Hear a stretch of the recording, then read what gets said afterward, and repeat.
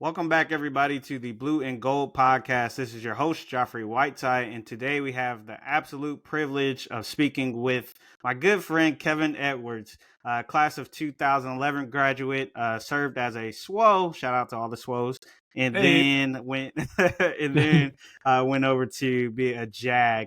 He has his law degree. He got his law degree from the University of Florida, and he now owns his own law firm. Welcome to the show, and introduce yourself to the GOATs.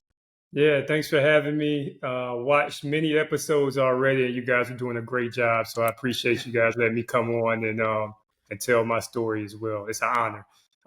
But Kevin Edwards, I'm actually from Charlotte, North Carolina. Was raised here. Both parents were veterans, so they were both Navy veterans. Actually, they met in the Navy, and I was actually born on a naval base in Jacksonville, Florida, on the air side. And after that, and I'm sorry, can you guys hear me and see me still? Yeah, we got you now. Okay. Got you back. And I don't know what's going on with my with the Wi-Fi. Hopefully it stays up. But anyways, Jacksonville, Florida. Then after that, I went and we moved to Hampton, Virginia for a little bit, and they got out of the military, and we came to Charlotte, North Carolina. And here in Charlotte, I was here since probably 10 years old, and played football, sports my whole life, and didn't know anything about the Naval Academy. And they came and recruited me one day and went off to the Naval Academy. Had a great 4 years there. Knew I wanted to be an attorney. Went off to law school. Went on the Navy's dime, which was great. And then I served a little bit of time as a JAG, as Geoffrey said. I guess I can get a little more into this, but I knew I wanted to open up my own law firm one day. And, part of that is because my mother was an attorney and she had her own law firm and she did this type of work. And I saw the impact that she was able to make on people's lives doing this type of work. And I wanted to do that same thing here back where I grew up from. And so brought me back to Charlotte to open my own law firm. Married right now, have one son who's 11 years old, keeps me busy. And, we're growing the family and we just enjoying being in Charlotte and both doing our things. That's awesome. Kev, we're really excited to hear your story. And I don't want to just go over the fact that, or just blow over the fact that you went to law school for free with the Navy, because I think a lot of people want to do that and they don't know how that actually works. But okay, so can you describe the primary focus of your law firm now, and then we can sort of go back in time and review all the Navy stuff. But I'd love to hear what you're focusing on now, what's your bread and butter, and just tell the GOATs kind of what you're working on. Yeah, so we do personal injury law here. That we're a personal injury firm. I tell anybody, if you are severely injured or if there's a wrongful death due to the negligence of somebody else, then we take the case. So there's, anybody that's injured or anybody that has a family member that passes away because of somebody else enacted in some type of wrongdoing, and that's the case that we take. We do a lot of car accidents at the firm. We do a lot of premises liability, so people who have slip and falls.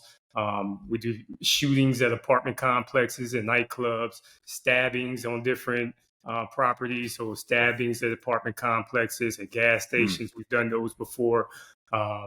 Sexual assaults,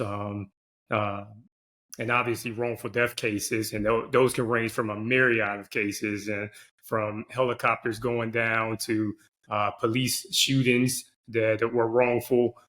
So we've done all of those things, and that's what we focus on, is trying to get the most compensation for people that we can in these types of incidents.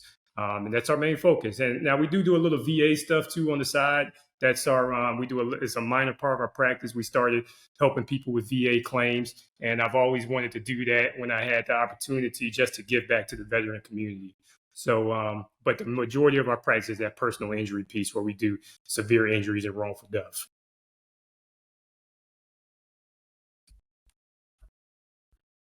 Do you think I have a case here? I'm a Baltimore Ravens fan. The Chiefs came into town, and I have a lot of emotional trauma from that weekend. Is there anything? Do I have a claim against Taylor Swift? Anything, or is this? I don't know. Anything going on there?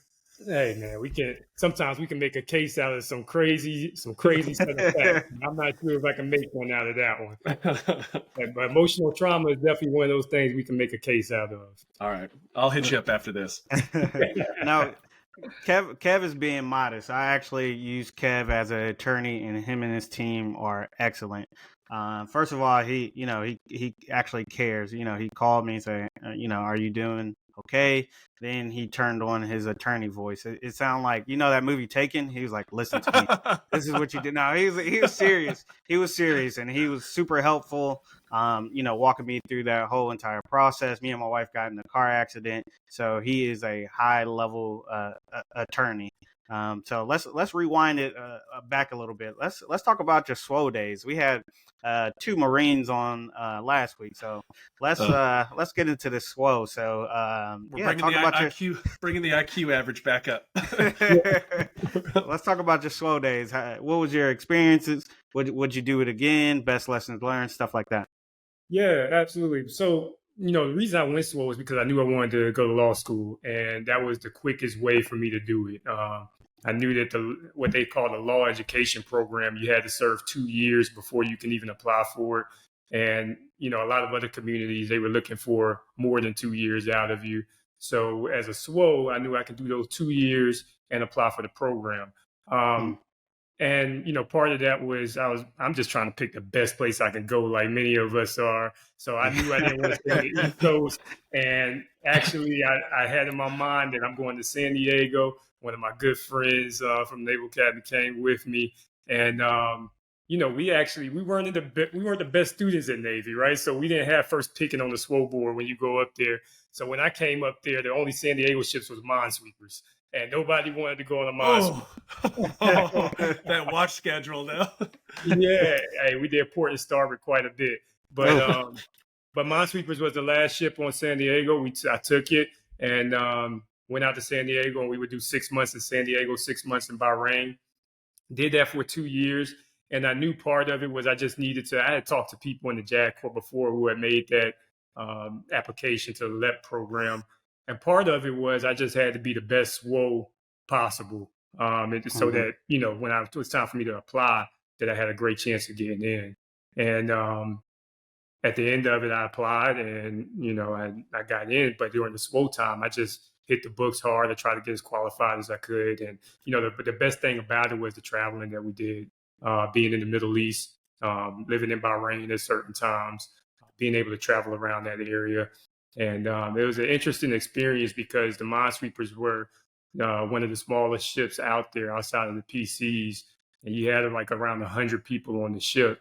And it was an all-male ship at the time. So it was an interesting way of coming through the SWO community and getting your sea legs. But I enjoyed it. I'm glad I made the decision to go to JAG Corps, but definitely enjoyed it.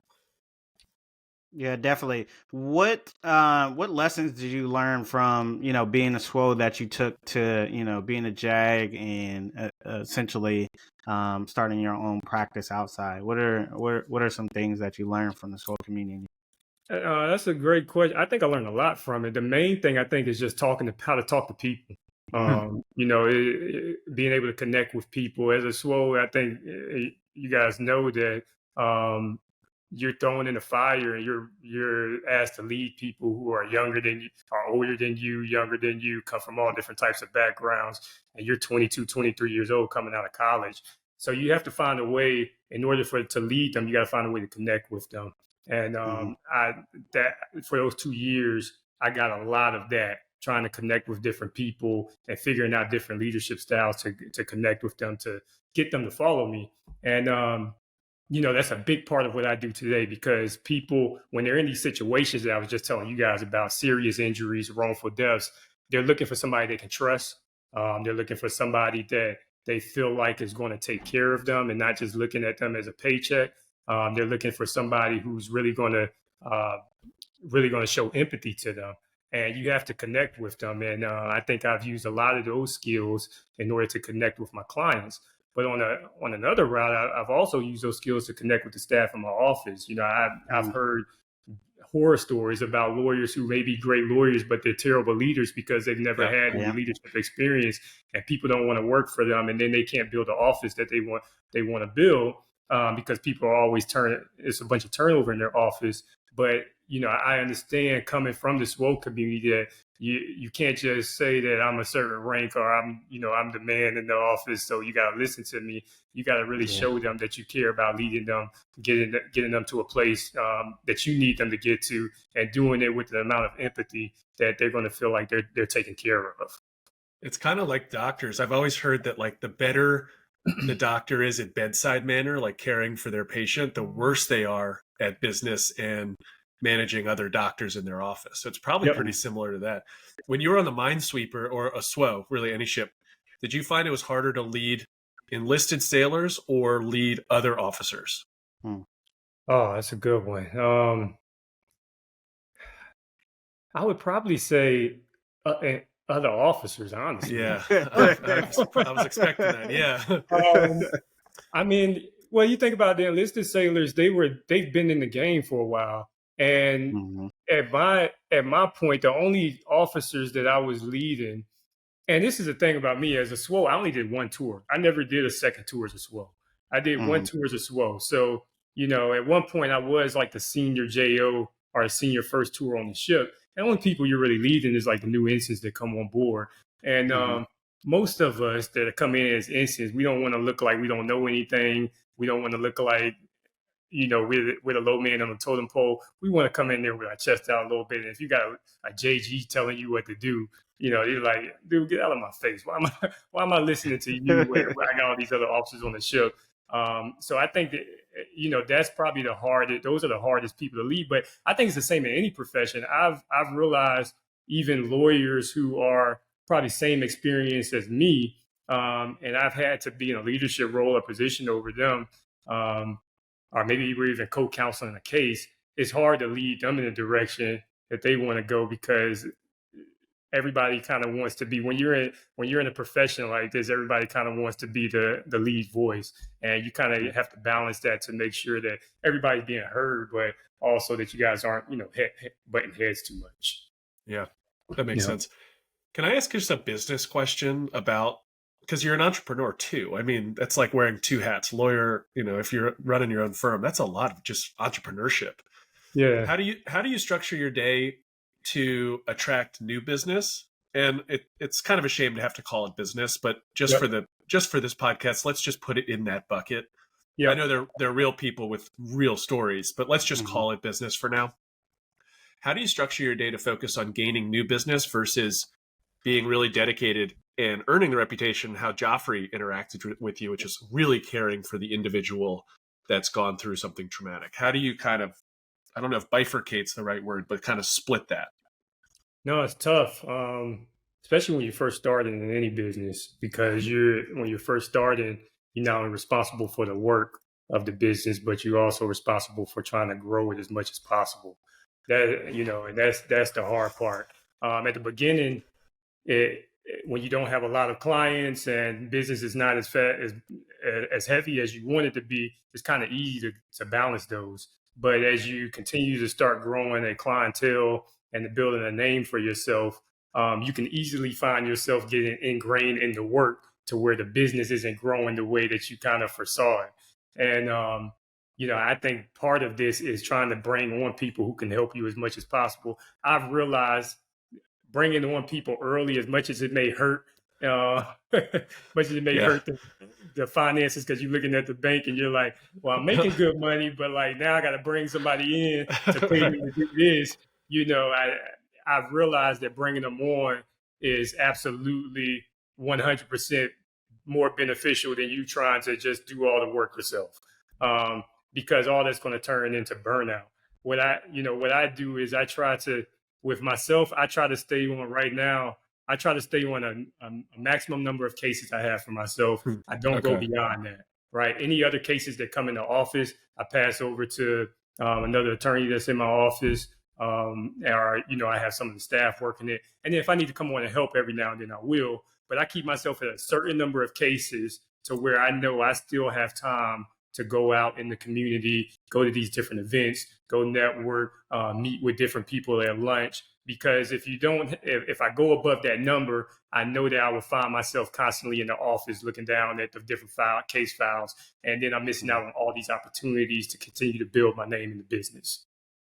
Okay, that makes sense. And I only have two more questions, Geoffrey, and then I'll turn it back over to you. But how long after you started your firm, and I won't ask the specific marketing technique in case any competitors are listening, but how long did it take to find a paid marketing strategy that worked? Because a lot of entrepreneurs, they start a company and they're testing 15 different paid marketing strategies. We can call it billboards, TV ads, Facebook ads. How long did it take until you found a repeatable one that worked? I got lucky. I mean, I think as soon as I started, I found a really good company who not only built my website, but does the SEO for my website. And, cool. that the SEO helped a lot. Putting constant content up on the website helps a lot. And they've constantly been running it month after month, and that's been working. I think, I've started testing billboards. That's, I'm probably about 5 billboards in right now. So that's still kind of a test, and we're still in progress trying to figure out what the results are on those. That's been about 6 or 7 months right now. But I think I got lucky on that, and I picked the right marketing group, and they've been doing good by me. And now we're talking about different things that we can do to try to build up as well. But I wasn't one of those people who were trying 15 different things at one time. Now, I did try some other stuff a couple of times, but it wasn't up to 15. It was probably like 3 or 4. And since I've tailored back, but I did find one that worked for me and a couple of other ones I just had to let go of. That's awesome. And then probably because a lot of your business now, and I could be misspeaking, but probably just comes from referrals, like word of mouth. Like I had a great experience with Kevin Edwards. For entrepreneurs that are in a similar business, it doesn't necessarily need to be law. It could be artwork, or it could be something like anything else. How many customers did you have to get to, like customers served, where you felt like that referral base was really starting to snowball, where it was like repeatable? Was it like 50 trials, or I don't even know what the verbiage would be? Yeah. I think we're still growing, man. We're only a year and a half into this, a little over a year and a half into this. So that's awesome. I would say still going, because the answer could be when I got to about 50 clients, I think that was a magic number where I just started seeing month after month cases starting to come in, or at least calls. Maybe they didn't turn out to be actual cases, but calls, the phone starting to ring more and more. But I'll tell you, it wasn't more so the work I was doing as a lawyer that brought the clients in.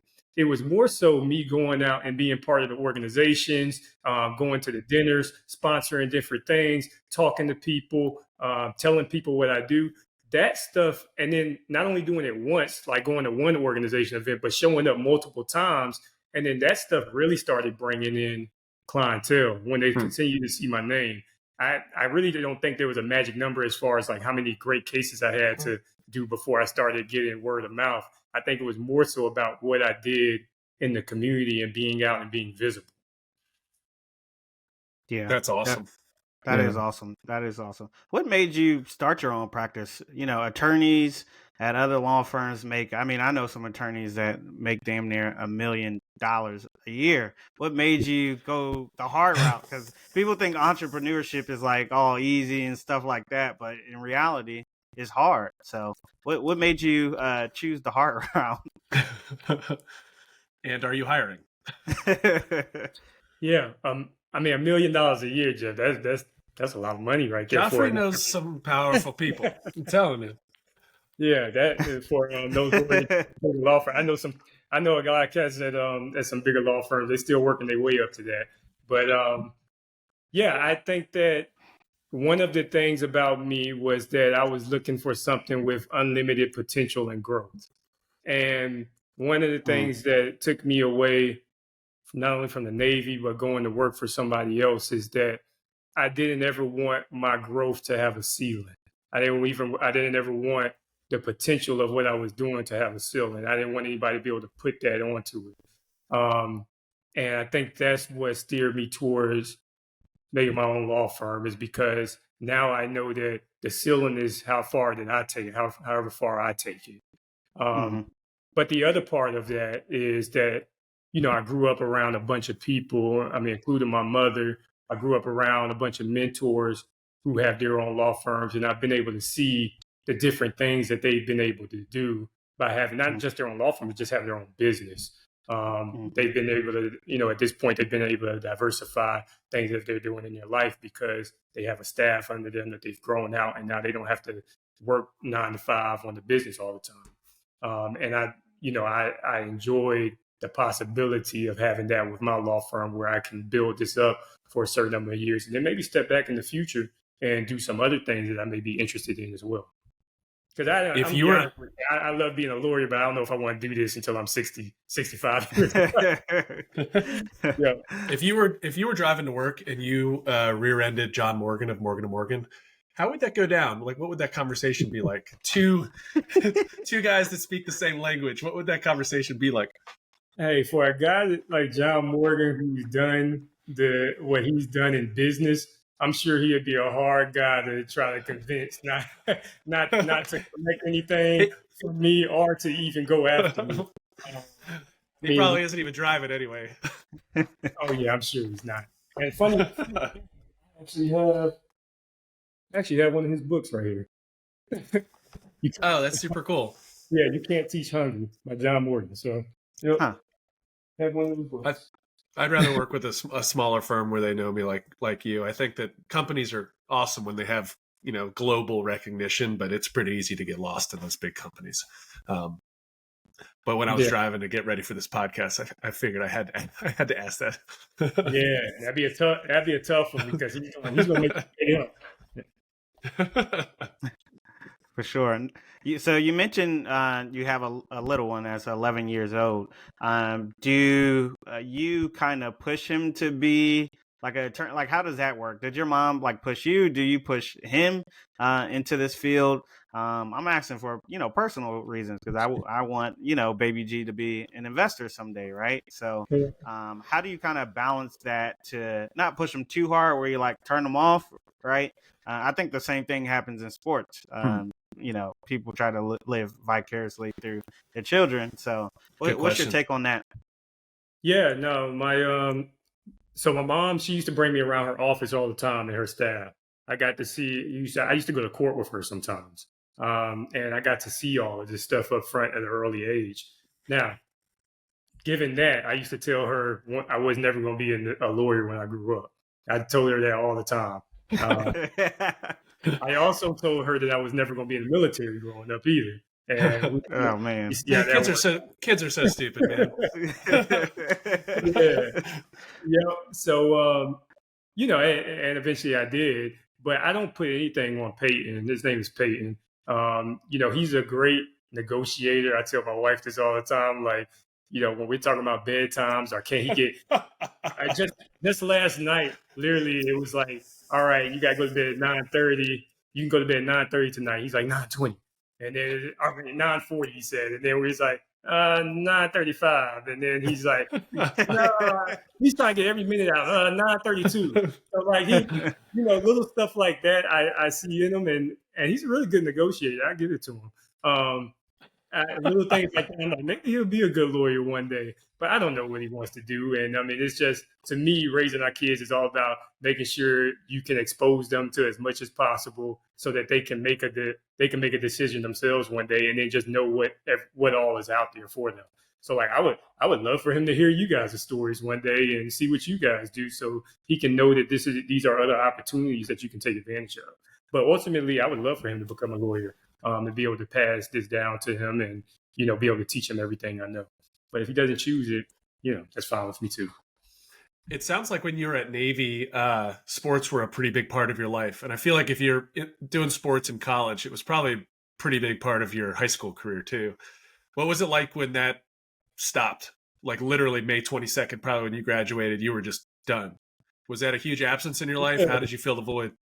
Yeah, I've been playing sports since I was 4 years old. So that was tough. It's honestly like you sit back, and I'm sure you guys thought about this too. It's like, all right, what do I do now when I'm free time?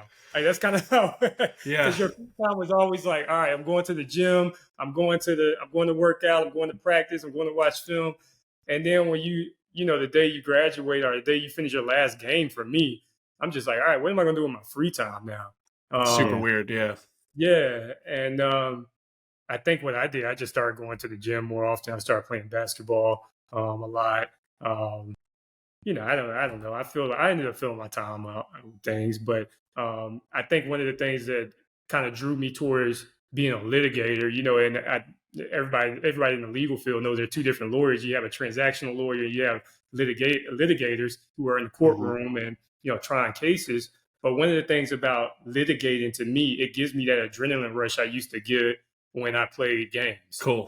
That's awesome. Played football games. And, you get those butterflies going, especially before a court hearing or a trial. You get those butterflies going. You're trying not to press too much about what the outcome is. You put all this preparation in, and you're like, all right, it's game time now. It's time to deliver and put out your best performance. And I'm not playing sports anymore and doing that, but I feel like that translates very cleanly over to the world I'm in now of litigation and personal injury. You can't handle the truth. Sorry. Yeah. So that brings me to my next question. It was like being a JAG, like anything like, what's the movie? A Few Good Men, right? Was it like that? Nothing like that at all, man. Damn it. Yeah, nothing like that at all. I mean, man, look, you got your trials and everything, but there's not really a trial that you're going to be in life where you're telling somebody, you can't,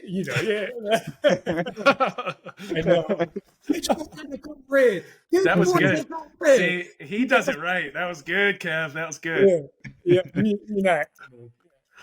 It's not that many surprises in real trials, but nothing like that. Nothing like that at all from my experience. I have a quick question. A lot of our listeners have exposure to real estate, and you touched on it quickly. And it's good to dovetail off of the surprise part. I think most of us that have real estate are, somewhere in the back of their head, they're worried about stuff happening on their properties, or that they have exposure to liability that they're not thinking about. Yeah. Are there some best practices that you can give advice for property owners that are either Airbnbs or long-term rentals, some commercial stuff, apartment buildings? Just like probably give the best advice because he's on the other side. Yeah. Can you give us this is what 3 things you can do by Monday that will help? Oh, that's a great question. Because, my favorite cases are these premises liability negligence security cases. When people have not... I know Kev's over here making me nervous. Kev's salivating. G and I are like sweating. It's my favorite. And one day I may niche down to where this is all I do, because it really is something I enjoy doing, the investigation part of it and all. But one of the main things I think commercial property owners can do, or even commercial property managers can do, is just pull up the crime maps around where your property is before you buy a property or when you do purchase a property. Every year, pull up the crime map in that area. Usually the city police department or sheriff's department it's an open public record, a public data source on this. And you can look at the blocks around you, 2 blocks down east, 2 blocks west, 2 blocks south, and 2 blocks north. And try to figure out how many violent crimes you've had in that area in the last 5 years. And once you figure out how many violent crimes are there, you need to determine what type of violent crimes they are. If it's a bunch of like shootings there and stuff, then you need to make sure that you have proper lighting at your commercial property. Say you've got a bunch of sexual assaults, you maybe need to think about putting a security guard out there at certain times. It's a lot of different things all these security measures that you can add in there that would protect you if somebody files a case against you and you say, look, well, we already did the research on this when we acquired this property. And because we did this research, these are the measures that we put into place. So this is why we're not, you can't come and make us responsible. But if you look at those things, if you just neglect looking at those crime maps, and say somebody gets stabbed on your property, and I'm just giving an example from something I did recently, somebody gets stabbed on your property and you had a similar stabbing 2 years ago where somebody died, and because it was just loiterers standing outside 24/7, and you've done nothing to try to remove those loiterers, like putting signs up or having an extra staff member to make sure they, tell them to go away, or to put more lighting up out there, then you're going to be held liable most of the time. And the insurance company is going to have to pay up, and then your premiums are going to go way up. So it's all about making sure that you know the area that you're in, because a lot of people buy properties just to buy the properties and, try to rent it out or try to hold on to it, but you don't understand the risk that's involved in it if you don't know that neighborhood and what's going on in that neighborhood. And a lot of times you'll find that around the neighborhood there may be shootings, or there may be stabbings, or there may be sexual assaults or carjackings and things like that. And then once you find what's prevalent around there, then you put in the right measures to make sure that you try to deter it as much as possible. Now you can't stop all things from happening, and that's not what I don't think any court is going to ask you to do. But they are going to ask you to put the proper measures in place to try to deter it. Okay, and that's some gems right there. Oh, so let's say you do those measures, Kev. You put a security guard out front, which would need to be a pretty big complex. Are you then acknowledging that there is an issue, and you're making a pretty big financial commitment to trying to stop it? But I've also heard sometimes that you're opening yourself up to liability if you get a security guard. I don't know if that's true, because you're acknowledging that there's a bigger issue. Is that true, or is that, because I don't really know what I'm talking about here. I'm just asking. Yeah. I don't think so. I mean, I think it shows that you are taking initiative to try to make sure this stuff doesn't happen. Again, you can't stop everything. If you know something is going wrong in your apartment complex, you know that there are, people driving by, there's certain activity, there's been 2 reports of assaults.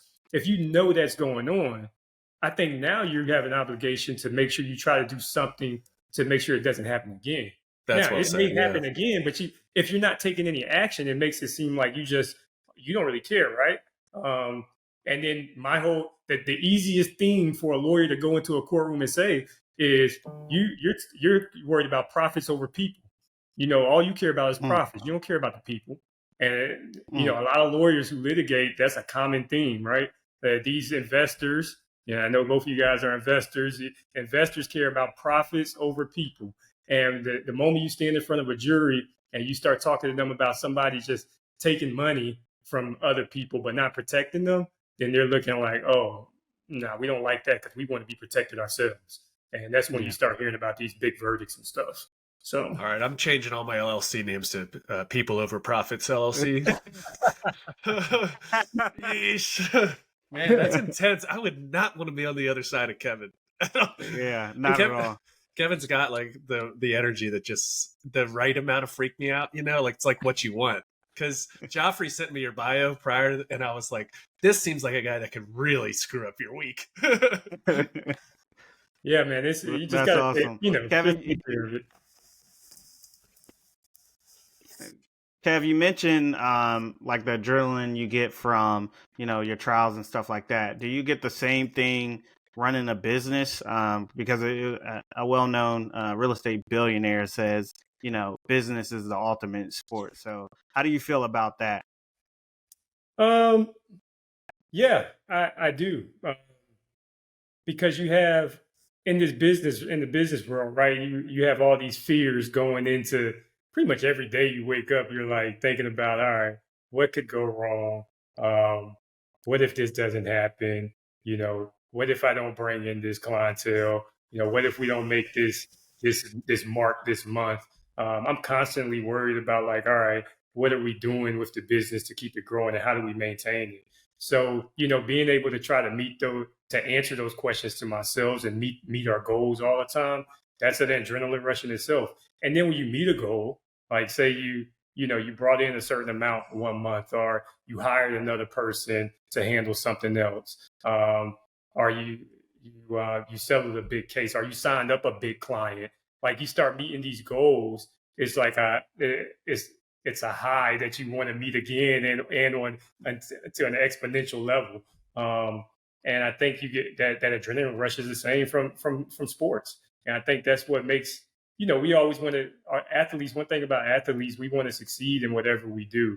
We learned that early on. You're trying to win the race, you're trying to win the game. And I mean, right now we're we're trying to win in business. And, the thing about being a business owner, the winning really doesn't stop. You can, once you win at one point, you can go to the next point and win again. And then you can win. Winning continues, right? Like it's not just one point you get to and it's like you're done. You're always trying to continue to win and win at bigger levels. And I think that's the adrenaline rush that keeps me going in business. Are there any sectors of business that you see that are so fraught with liability that people just shouldn't participate in them? I don't know if you're allowed to say that, but like, do you see stuff and you're like, it could be like home hospice care or like home health care or daycare or stuff like that, where you're just like, I see so much in here. I just don't. I'm giving away some of my stuff now. I don't want to. I don't want to do that. Nursing homes, a big one. Nursing homes are a big one, and it's because a lot of people, a lot of people are investing in nursing homes right now. They've been investing in those the last few years, but that's true. You have these investors come in, they don't know how to run them, and then you have staff working them, and people are getting very sick. A big thing like bed sores that are happening in nursing homes and not being taken care of properly, and people are sometimes developing sepsis because of these and passing away. So I've seen that quite a few times. What's the other one? I would say at apartment complexes, pools are the pools at apartment complexes. I mean, I've seen several cases where the gates are improperly secured, or they're not being made. The pool is not being maintained the way it should be, and kids are getting into these pools. Young kids, toddlers are getting into them and having near drownings or actually drowning. And not even just looking at it from a liability perspective, but just looking at it from a family losing a young child when they pay rent every day to make sure that they can live safely and in peace. And, if you can't do the basics by making sure that a pool is properly secured, then to me, I feel like you probably shouldn't even be in the game. But I mean, the pool, I would just stay away from pools, period, because they tend to cause a bunch of issues at apartment complexes. So, we talk a little bit about mental health on here, but like, how do you get so invested in a case, like as a father, where it's really tough to read the case and you're trying to compartmentalize that, and then you're coming home to like a beautiful family that's healthy at the end of the day? Like, how do you process that?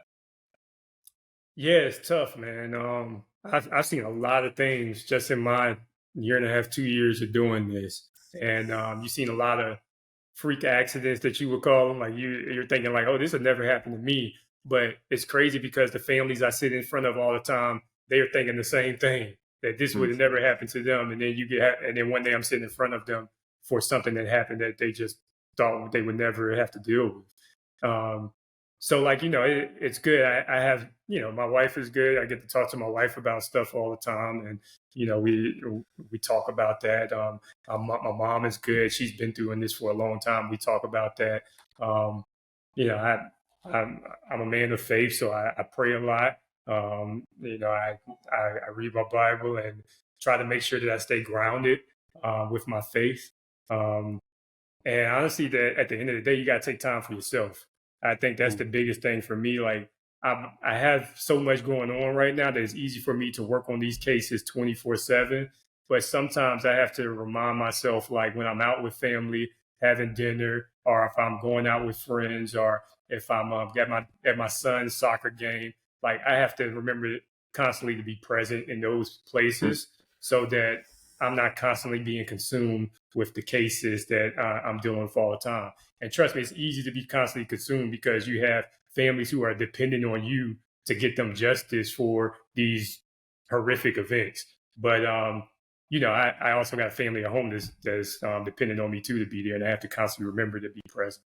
So I think those are things. And then obviously, little things like working out and things like that, they play a big part on it. But yeah, you have somebody to talk to all the time. I think that's the big one.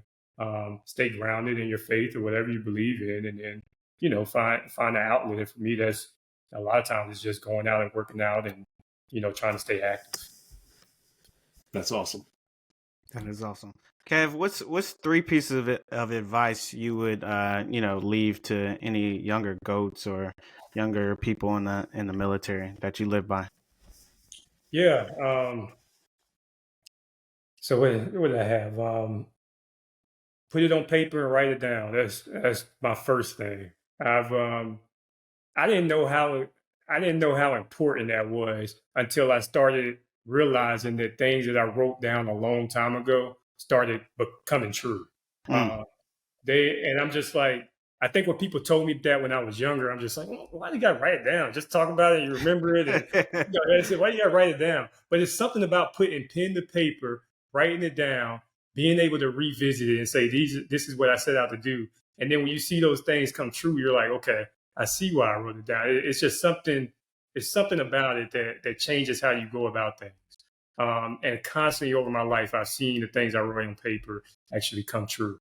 The second thing I'll say is just start. So, a lot of times people talk about things and they say they want to do stuff, or, they want to get somewhere, and they wait to the perfect time before they start doing it. They want to wait to the perfect time, but there's never really a perfect time. Like it's always good to plan. It's always good to have a plan. It's always good to actually make sure you know what you want to do. But at some point, you just got to start. Just do. Yeah. And then once you start, you will start. Your plan will start coming together. You'll start modifying it, and I think you'll figure out what you need to do to actually make your dreams come true.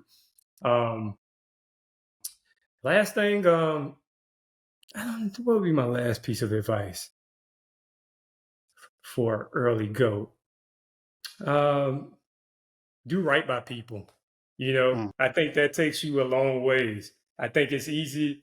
So when building a business, it's easy to get consumed in the financials of business. But sometimes, like, doing right by people goes a lot longer ways than just worrying about the financial gain you're going to get out of something. Whether it's a deal, whether it's some type of transaction you're making, maybe you have to take a cut somewhere to look out for somebody else, or maybe you have to spend some time on something that you didn't necessarily think you were spending time you were going to have to, or maybe you get a client that didn't really work out the way you wanted to, but you have to do some extra work to help them out. If you do right by people, 99, I'm not going to say 99, 100% of the time, it's going to come back around to you later on in life. So if you do right by people, people will do right by you, and they'll come back and feed you in multiples. What are two books you would recommend to our audience? Yeah, I had some books. I'm looking at something that one of them, when I turn it around, Getting to Yes is a good book. Oh, Yes. I'm gonna write that one down. Yep.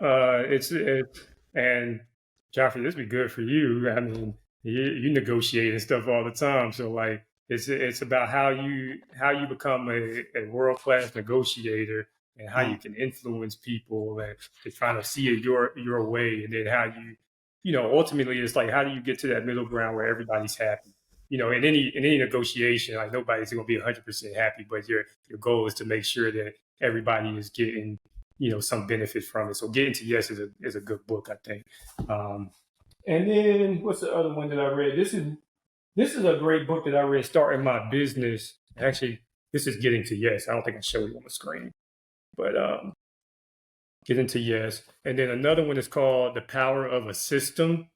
And this was a book that I read when I started the firm, or before I started the firm.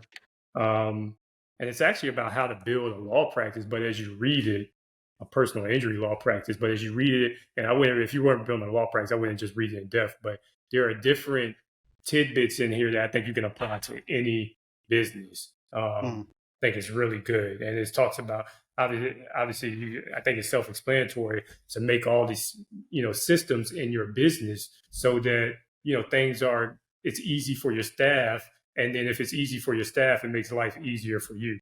So, do the work up front to make systems, make rules, so that later on down the line, you can reap the benefit of those things by not worrying about those little minor things that you may be worried about on a daily basis at the beginning. So That's awesome. That's awesome. Yeah, Also, with systems, it makes, your customer service repeatable and scalable, which is huge. Like I absolutely. said, your staff, I wasn't always talking to you personally, but your staff was on top of it. So people, gravitate towards you yourself, but they also gravitate towards your standard. So that's awesome. Kev, I appreciate you being on the show. Where can the goats find you at? Yeah. Website edwardsinjury.com. That's the Mm-hmm. website. Find me on Instagram. That's the easiest place to find me. It's the Injury Esquire, but Esquire is just ESQ. So THEINJURYESQ. Same thing on Twitter. Not on Twitter much, but then Facebook. Just look up my name or look up the business name, and you can find us on Facebook as well. We're licensed in North Carolina, Virginia, and DC, but we take cases everywhere. And if it's a state or a place we're not licensed in, then we have attorney relationships all over the country that will be able to help you with your case. Awesome. Man, I appreciate that. Well, this is Geoffrey Whiteside and JD signing off.